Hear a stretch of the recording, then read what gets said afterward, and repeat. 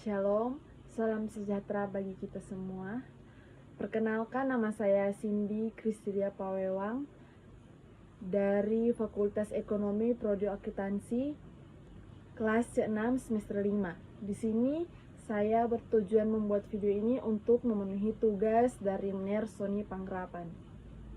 Nah, baiklah teman-teman, di sini saya akan memaparkan materi tentang akuntansi investasi.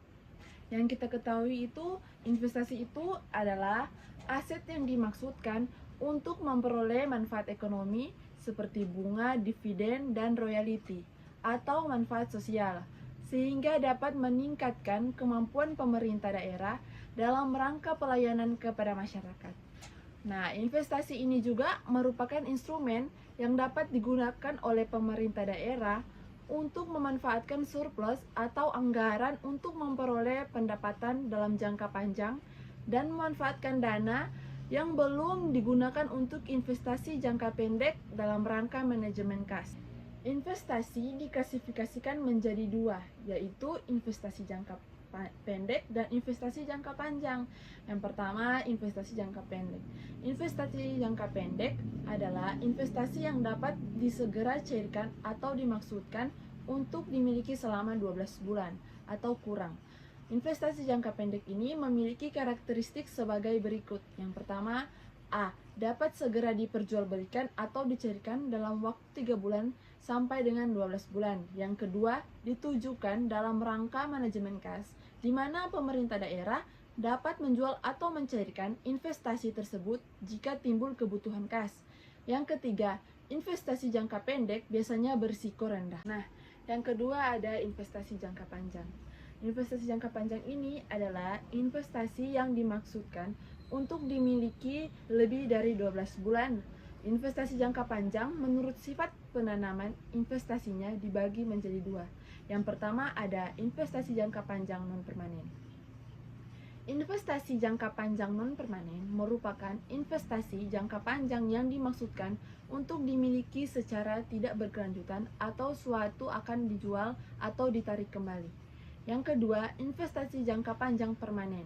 Investasi jangka panjang permanen merupakan investasi jangka panjang yang dimaksudkan untuk dimiliki secara berkelanjutan atau tanpa ada niat untuk diperjualbelikan atau ditarik kembali. Nah, teman-teman, sekarang kita masuk dalam pengukuran dan penilaian. Di sini ada A, pengukuran investasi jangka pendek. Yang pertama, investasi jangka pendek dalam bentuk surat berharga. A, apabila terdapat nilai biaya perolehannya, maka investasi jangka pendek diukur dan dicatat berdasarkan harga transaksi investasi, ditambah komisi perantara jual beli, jasa bank, dan biaya lainnya yang timbul dalam rangka perolehan tersebut. B. Apabila tidak terdapat nilai biaya perolehannya, maka investasi jangka pendek diukur dan dicatat berdasarkan nilai wajar investasi pada tanggal perolehannya, yaitu sebesar harga pasarnya dan tidak terdapat nilai wajar, maka investasi jangka pendek dicatat berdasarkan nilai wajar aset lain yang diserahkan untuk memperoleh investasi tersebut. Nah, yang kedua, ada investasi jangka pendek dalam bentuk non-saham diukur dan dicatat sebesar nilai nominalnya. B. Pengukuran investasi jangka panjang. 1. Investasi jangka panjang yang bersifat permanen dicatat sebesar biaya perolehannya, meliputi harga transaksi, investasi dicatat biaya lain yang ditimbul dalam rangka perolehan investasi berkenaan. 2. Investasi jangka panjang non-permanen. A. Investasi jangka panjang non-permanen dalam bentuk pembelian obligasi jangka panjang yang dimaksudkan tidak untuk dimiliki berkelanjutan, dicatat dan diukur sebesar nilai perolehannya. B. Investasi jangka panjang non-permanen yang dimaksudkan untuk penyehatan atau penyelamatan perekonomian, misalnya dalam bentuk dana talangan untuk penyehatan perbankan dinilai sebesar nilai bersih yang dapat direalisasikan. C. Investasi jangka panjang non-permanen dalam bentuk penanaman modal pada proyek-proyek pembangunan pemerintah daerah atau seperti proyek PIR diukur dan dicatat sebesar biaya pembangunan, termasuk biaya yang dikeluarkan untuk perencanaan dan biaya yang dikeluarkan dalam rangka penyelesaian proyek sampai proyek tersebut diserahkan ke pihak ketiga. 3. Peran laporan keuangan.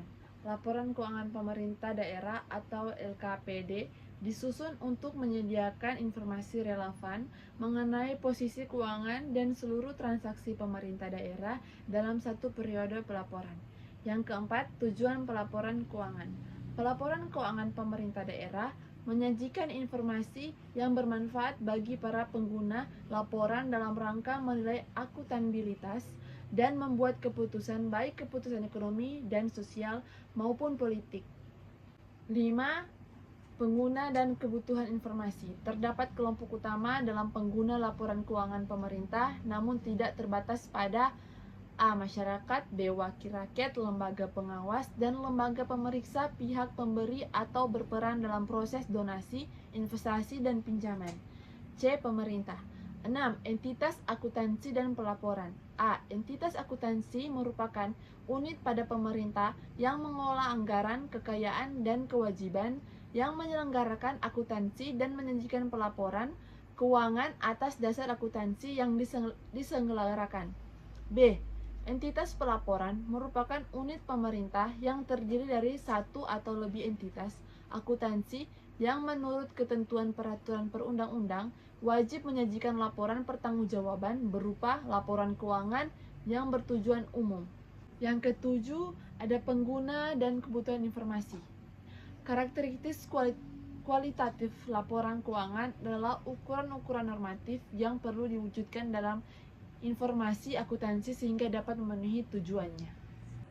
Termasuk dalam penilaian investasi pemerintah daerah dilakukan dalam 3 metode sebagai berikut. Yang pertama, metode biaya. Dengan menggunakan metode biaya, investasi dinilai sebesar biaya perolehan hasil dari investasi tersebut diakui sebesar bagian hasil yang diterima dan tidak mempengaruhi besarnya investasi pada badan usaha atau badan hukum yang terkait.